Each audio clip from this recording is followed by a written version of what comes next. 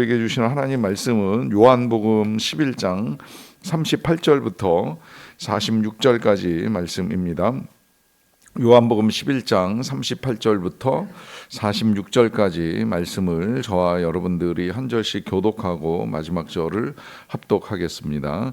이에 예수께서 다시 속으로 비통히 여기시며 무덤에 가시니 무덤이 굴이라 돌로 막았거늘 예수께서 이르시되 돌을 옮겨 놓으라 하시니 그 죽은 자가 자의 누이 마르다가 이르되 주여 죽은 지가 나흘이 되었음에 벌써 냄새가 나나이다. 예수께서 이르시되 내 말이 네가 믿으면 하나님의 영광을 보리라 하지 아니하였느냐 하시니 돌을 옮겨 놓으니 예수께서 눈을 들어 우러러 보시고 이르시되 아버지여 내 말을 들으신 것을 감사하나이다. 항상 내 말을 들으시는 주를 내가 알았나이다. 그러나 이 말씀 하옵는 것은 둘러선 무리를 위함이니 곧 아버지께서 나를 보내신 것을 그들로 믿게 하려 함이니이다.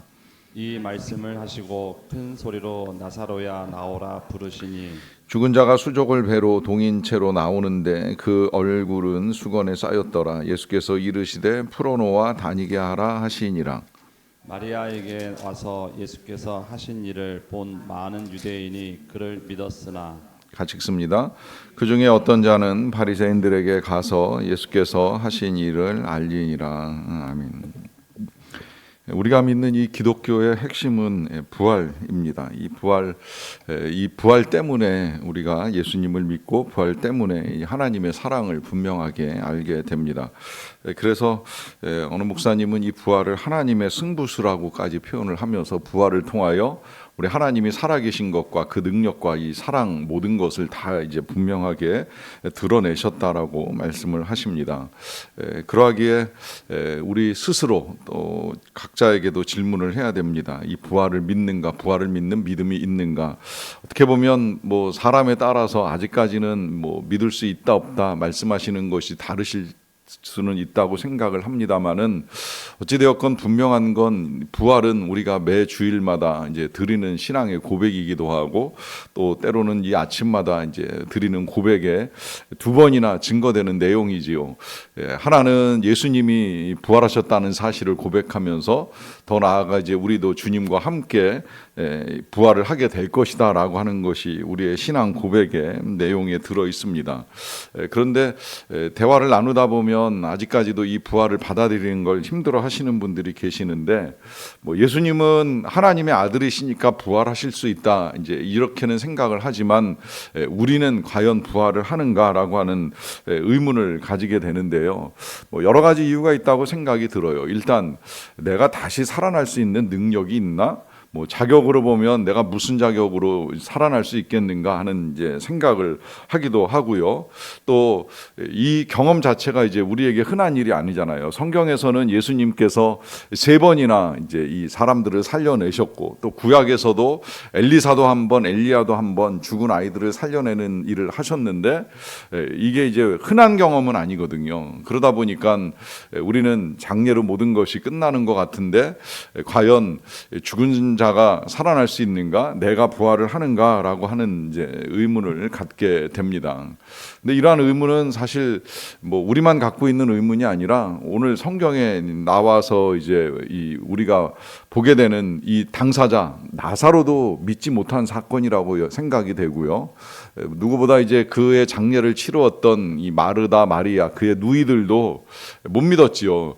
심지어 예수님이 말씀을 하십니다. 나는 부활이요 생명이니 나를 믿는 자는 죽어도 살겠고 무릇 살아서 나를 믿는 자는 영원히 죽지 아니하리라고까지 말씀을 하셨는데 그래서 그 말씀하시고 질문도 하시잖아요. 이것을 네가 믿느냐라고까지 이제 물어보시는데 문제는 이 누이들이 믿지를 못해요. 마지막 날 부활 때 뭔가 종말론적으로 이 큰 변화가 일어나면 그때 가서야 뭐 죽은 사람들이 살아난다 하는 거를 믿을 수는 있겠지만 지금 장례를 치르고 4일이나 지난 나의 오라버니 누이가 살아난다, 다시 일어난다 하는 사실은 도저히 믿을 수 없다라고 하는 이제 고백을 하지요.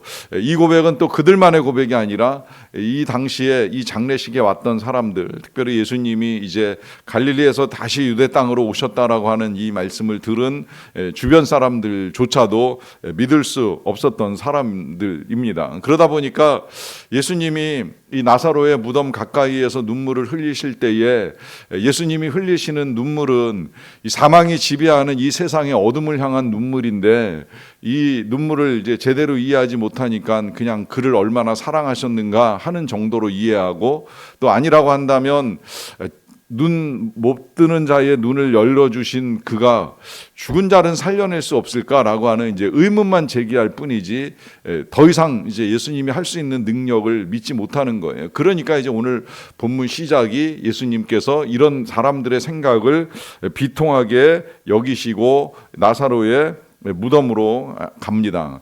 자, 가서 예수님이 제일 먼저 하시는 말씀이 돌을 옮겨 놓으라라고 하는 말씀을 하시는데요. 자, 이 말씀도 이제 사람들이 들을 때에 이제 이해하기 힘든 말씀이에요. 이해하기 힘든다고 말씀드리는 건 부활을 믿고 안 믿고의 문제가 아니라, 지금 장례를 치른 지 나흘이 지났으면 시체가 부패하기 시작을 합니다. 이 유대 땅의 이 장례는 우리하고 달라서 우리는 지금 보통 3일장, 길면 뭐 4일장도 하는데, 이 당시에 이 나라 장례는 하루에 끝내요. 왜냐하면 그만큼 시체가 빨리 부패하고, 부패한 시체를 보관할 수 있는 냉동 시설이 없었던 때이라 빨리 일단 무덤에 넣는 것이 급한 일이고, 넣었다고 하면 그 다음에 이걸 뭐 다시 꺼내는 건 시간이 많이 흐르고 난 다음에 이제 뼈만 남았을 때 그걸 꺼내가지고 다시 이제 땅에 묻는 작업을 할 정도이지, 그 전에는 이 돌로 막은 무덤의 문을 열 일이 없어요. 그런데 이제 예수님이 이 돌을 옮겨 놓으라고 말씀을 하시니까 사람들의 생각에 있어서는 아마도 나사로가 세상을 떠날 때에 이 임종을 하지 못하셨으니까 그의 얼굴을 한 번 더 보고 싶어서 열어달라고 하시나 보다, 이제 이 정도 생각을 하는 거예요. 그런데 그렇게 열었다 한들 이미 시체는 썩었고 냄새도 날 터이니 이제 사람들은 상식선상에서 이야기를 하는 것이지요. 죽은 지 나흘이나 지났기 때문에 벌써 냄새가 납니다라고 하는 말을 하는 거예요. 굳이 이제 와가지고 죽은 사람의 얼굴 보겠다고 이 무덤의 문을 열고 냄새를 맡겠다고 하시는, 아니 이 얼굴을 보시겠다고 하는 일을 하실 필요가 있겠느냐라고 하는 말씀을 하시는 거예요. 자, 이런 사람들의 생각에 앞서서 우리는 예수님이 돌을 옮겨 놓으라라고 하는 이 말의 의미를 다시 한번 잘 생각을 해보세요. 이 말씀은 그냥 단순히 보고 싶다, 열어봐라, 내가 한번 봐야 되겠다, 돌아가실 때 못 봤으니까 얼굴 보고 싶다. 이거 우리 가끔 이제 실제로 장례가 나면 이 입관을 하기 전에 마지막으로 유가족들이 고인의 얼굴을 보게 돼요. 그러니까 입관하기 전에 외국에 나가 있는 자녀들도 다 불러들여가지고 때로는 입관 시간을 늦추는 경우도 있게 되는데, 그렇게 이제 보고 싶어 하시는 마음으로 예수님이 열어달라고 하는 것이 아니지요. 자, 이건 지금 우리 예수님께서 이제 우리가 익히 알고 있는 이 부활, 사람을 살려내는 일을 하시기 위해서 열어달라고 하는 것인데요. 그러하기 때문에 이 돌을 옮겨 놓으라라고 하는 건 이제 부활이 실현될 것이라고 하는 사실을 우리에게 알려주시는 메시지이고요. 더 나아가서 이 돌을 옮겨 놓는다는 걸 한번 다시 잘 생각을 해봅니다. 이 돌은 무엇입니까? 이 돌은 산 사람과 죽은 사람 사이의 경계예요. 지금 나사로는 죽은 사람이 들어가는 무덤 안에 들어가 있고요. 그걸 막는 이유가 무엇이겠습니까? 여러분, 우리는 죽음과 함께 할 수는 없는 존재들입니다. 여러분, 누가 감히 죽은 사람을 옆에 두고 평생을 살 수가 있겠습니까? 안 되는 일이죠. 뭐 가끔 시체를 은닉해가지고 뭐 며칠을 살았다, 몇 개월을 살았다는 걸 기사로 보기는 봐도 우리는 죽음과 동시에 죽은 자를 멀리하지요. 그래서 이제 냉동을 시키거나 매장을 하거나 이렇게 무덤에 넣고 돌로 닫고 경계를 만듭니다. 자, 그런데 예수님은 그 경계선인 돌을 옮겨 놓으라 그래요. 그러니까 이 돌을 옮겨 놓는 이 작업은 이 사망과 생명 사이에 경계를 허무는 작업이고, 그 경계를 허무는 이유는 죽은 자도 살리실 수 있는 예수 그리스도의 능력이 있기 때문에 가능한 일이에요. 그럴 능력이 없다면 이 돌을 옮겨 놓는 일은 그야말로 냄새나는 일을 하게 되는 것이고, 굳이 안 해도 되는 일을 하시는 것이죠. 하지만 죽음과 사망 사이의 경계를 허물고 사망한 자도 살려낼 수 있는 생명의 능력이 예수 그리스도 안에 있기에 예수님은 돌을 옮겨 놓으라라고 하는 말씀을 하십니다. 그러면서 굉장히 중요한 말씀 40절에 하시는데요. 예수께서 이르시되 내 말이 네가 믿으면 하나님의 영광을 보리라 하지 아니하였느냐라고 하면서, 믿음은 영광을 본다는 거예요. 이거 굉장히 중요한 말씀입니다. 우리가 영광을 보지 못하는 이유가 있다면 믿음을 갖지 못하였다라고 봐도 틀림이 없어요.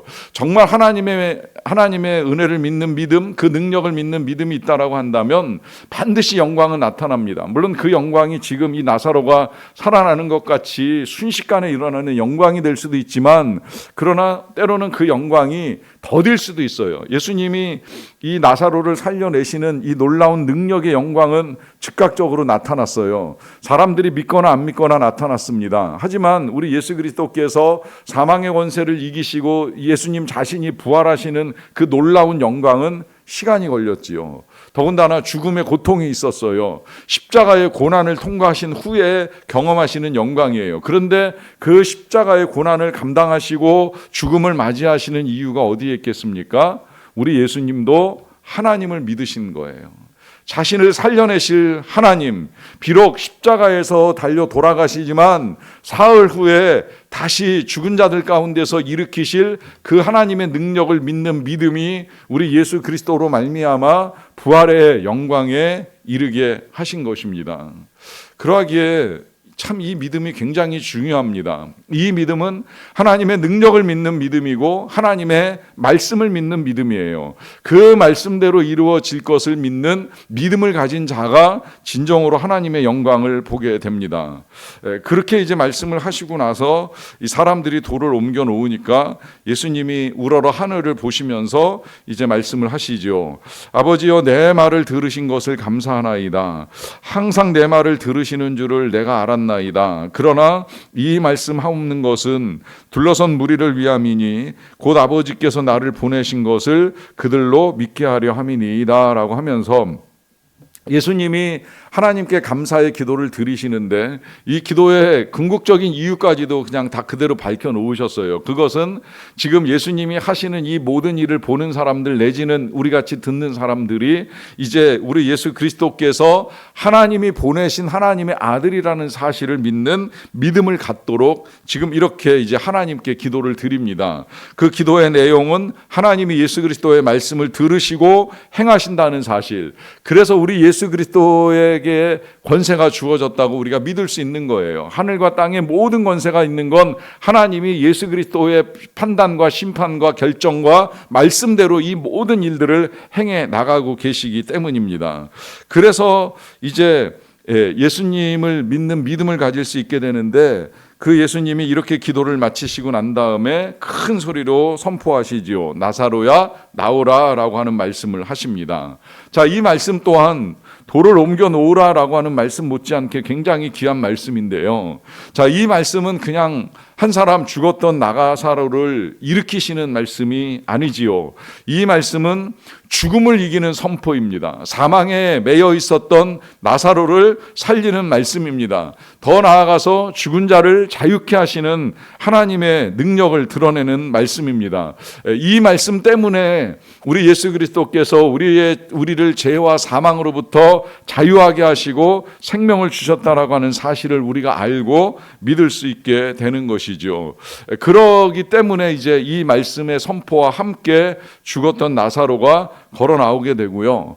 그렇게 걸어 나오는 이 나사로를 향하여서 이제 사람들에게 말씀하시기를 풀어놓아 다니게 하라 그래요. 왜냐하면 여기 지금 설명되어 있는 대로 나사로가 배로 동인채로 묶여 있었기 때문이고, 이제 얼굴은 수건에 쌓여 있기 때문에 자칫하면 방향을 찾지 못하고 또 넘어지거나 다치거나 하는 일이 이제 생길 수 있다 보니까 이제 이 나사로를 풀어주는 작업은 사람들이 하라고 이제 명령을 내리십니다. 항상 그렇잖아요. 이 예수님이 그 갇혀있던 베드로의 감옥문을 열어주실 때에도 사람이 열 수 없는 감옥을 잠그고 있는 그 자물쇠는 풀어주시지만 옷은 베드로가 입어야 되는 거예요. 그러니까 이 지금 사람을 묶고 있는 이 나사로를 메고 있는 배도 사람들이 풀어주지 아니하면 안 되게끔 거기까지는 예수님이 손을 안 대십니다. 사람들이 할 수 있는 일이니까요. 그러나 사람을 살려내는 일은 사람이 할 수 없으니까 예수님이 하시기는 하셨어요. 다만 이 풀어놓아 다니게 하라라고 하는 말씀을 하셨을 때 그건 사람에 의하여 묶여있는 나사로를 자유케 하시는 말씀일 뿐만이 아니라 우리를 묶고 있는 많은 것들도 우리가 풀지 않으면 아무리 주님이 살려주시고 싶으셔도 묶인 채로 살아가는 인생이 된다는 거예요. 지금 이 나사로는 배에 의해서 그 몸이 묶여서 거동하기가 불편합니다. 그런데 뭐 그거야 사람들이 금방 풀어줄 수 있고 금방 자유를 얻는 일이죠. 문제는 이 우리의 생각에 묶임이 있으면 그 생각 때문에 우리가 믿음을 갖고 살아가는 일이 굉장히 어려울 수 있다는 거예요. 그러니까 여러분 오늘 이 놀라운 사건을 말씀으로 접하시면서 이제 우리가 해야 될 일은 묶여있는 우리의 생각을 풀어놓아 다니게 하십시오. 여러분 미움에 묶여 있다면 그 미움으로부터 여러분들의 생각을 풀어놓아 자유롭게 사랑할 수 있는 영혼으로 여러분들의 마음을 풀어주십시오. 여러분 부활을 믿을 수 없다라고 의심했던 그 묶임에 여러분들의 생각이 묶여 있다고 한다면 이제는 여러분들의 생각을 풀어놓아 다니게 하십시오.